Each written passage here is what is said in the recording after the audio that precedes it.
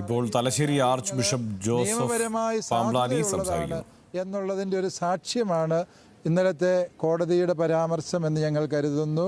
അത് ഈ കഷ്ടത അനുഭവിക്കുന്ന, അനീതി അനുഭവിക്കുന്ന ജനതയ്ക്ക് ലഭിക്കാൻ പോകുന്ന നീതിയുടെ വിജയത്തിൻ്റെ ഒരു നാന്ദിയാണ് എന്ന് ഞാൻ വിചാരിക്കുന്നു. ഇതാതെ ഈ വഖഫ് ഈ പ്രശ്നം രാഷ്ട്രീയ പരിഹാരം ഇതിനില്ല, ഇതിന് നിയമപരമായ പരിഹാരമാണ് വേണ്ടതെന്നാണ് മന്ത്രി പി രാജീവ് കഴിഞ്ഞ ദിവസം പറഞ്ഞത്.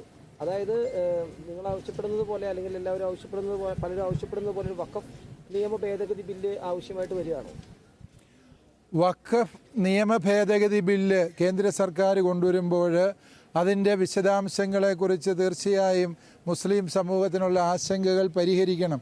അതിനെക്കുറിച്ച് ഞങ്ങൾക്കാർക്കും അഭിപ്രായാന്തരങ്ങളില്ല. പക്ഷേ ഇപ്പോൾ നിലവിലുള്ള വഖഫ് നിയമത്തിലെ ചില വ്യവസ്ഥകൾ സാമാന്യ നീതിക്ക് നിരക്കാത്തതും നീതിയുടെ പ്രത്യക്ഷ ലംഘനവുമാണ് എന്ന് പറയാതെ നിവൃത്തിയില്ല. അത് തിരുത്തപ്പെടേണ്ടത് തന്നെയാണ് എന്നതാണ് ഞങ്ങൾ വിചാരിക്കുക. ഈ വിഷയവുമായി ബന്ധപ്പെട്ട് വഖഫ് മന്ത്രിയുടെ നിലപാടിനെയും പ്രതികരണത്തെയും എങ്ങനെ കാണുന്നു? വഖഫ് മന്ത്രി അദ്ദേഹം നല്ല മനുഷ്യനാണ് എന്ന് തന്നെയാണ് എൻ്റെ ഉറച്ച വിശ്വാസം. അദ്ദേഹത്തെ ആ രീതിയിൽ കാണാനാണ് ഞങ്ങളെല്ലാവരും ആഗ്രഹിക്കുന്നത്. പക്ഷേ അദ്ദേഹം ഈ സാമാന്യ ജനതയുടെ ദുഃഖകരമായ അവസ്ഥയിൽ അവർ നടത്തുന്ന പ്രതികരണം അനുഭവിക്കുന്നതിനെയും വർഗീയമായ കണ്ണുകളോടെ കാണാൻ ശ്രമിച്ചോ എന്നുള്ള ആശങ്ക പൊതുസമൂഹത്തിൽ അദ്ദേഹം ഉണർത്താനിടവന്നു. അതുവരെയായിട്ടല്ല, ഒരു ജനതയുടെ നീതിക്ക് വേണ്ടിയുള്ള നിലവിളിയുടെ വിഷയമായിട്ടാണ് എല്ലാവരും കരുതിയത്. ബഹുമാനപ്പെട്ട മന്ത്രിയുടെ പ്രസ്താവന തെറ്റിദ്ധാരണകൾ പരത്തിയെങ്കിലും പൊതുസമൂഹം ഇപ്പോഴും ഇത് നീതിക്ക് വേണ്ടിയുള്ള ഒരു ജനതയുടെ ന്യായമായ നിലവിളിയായിട്ട് തന്നെയാണ് മനസ്സിലാക്കുന്നത്.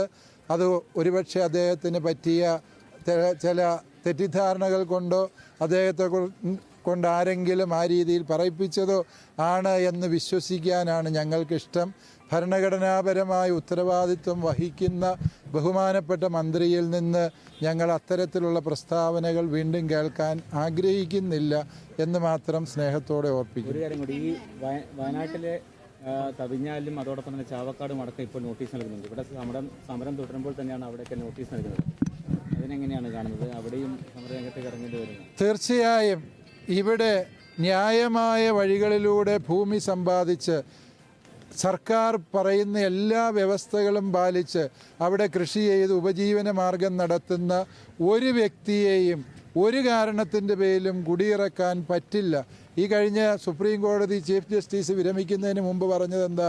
അങ്ങനെ ഏകപക്ഷീയമായി ആർക്കും സ്വകാര്യ ഭൂമിയിൽ കയ്യേറ്റം നടത്താൻ അവകാശമില്ല എന്ന ആ ഒരു സുപ്രധാന വിധിയെയും കൂടി മനസ്സിൽ വെച്ചുകൊണ്ട് നമുക്ക് പറയാൻ സാധിക്കും, ഇത് തികച്ചും അന്യായമായ ഒരു നിലപാടാണ്. അത് ചാവക്കാടായിക്കോട്ടെ, തവിഞ്ഞാലിലായിക്കോട്ടെ, തളിപ്പറമ്പിലായിക്കോട്ടെ, ആ കഷ്ടത അനുഭവിക്കുന്ന സമൂഹത്തിൻ്റെ ഒപ്പം ജാതിയോ മതമോ വർണ്ണവർഗ ചിന്തകളോ കൂടാതെ ഈ പൊതുസമൂഹമുണ്ടാകും. അവർക്കൊപ്പം കത്തോലിക്ക സഭയും ഉണ്ടാകും